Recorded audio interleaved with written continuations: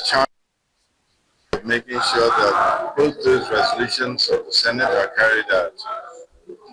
We have continued to advise the NDLEA and support their approach to getting funds from the federal government. Particularly, we have directed them to the Attorney General's office, where there is a fund that exists where money that is confiscated is held for such purposes.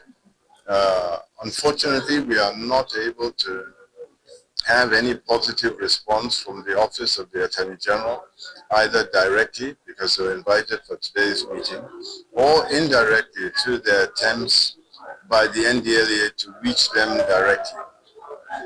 Equally, the NDLEA, on the treatment for the child whose eyes are damaged, they have offered the family an intermediate sum, and the family have insisted that the child must receive treatment abroad.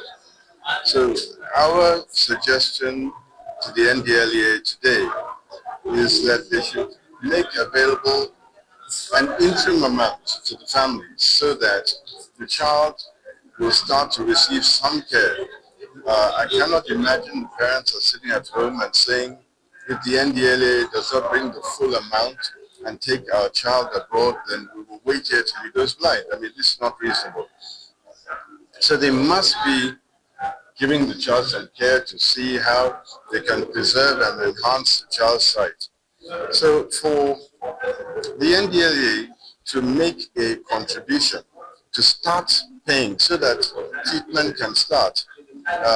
Personally, I am not an expert on eye care, but I'd like to think that we have a decent level of eye care available within the shores of Nigeria. So if funds are not available to go abroad for treatments in facilities abroad, rather than wait for your child to go back, let's try and give some treatment locally.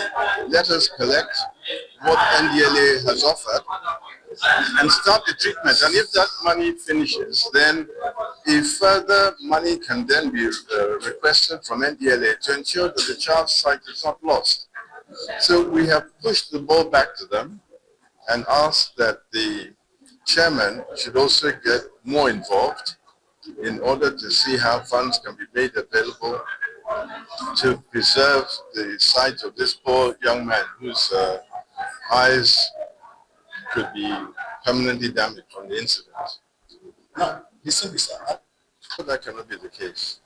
But notwithstanding that, the Senate President is fully aware of where we are on this matter, and I'm sure that he will take up the ball where the committee stops.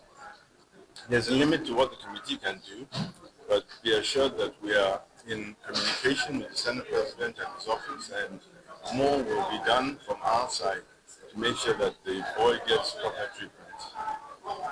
Thanks, sir.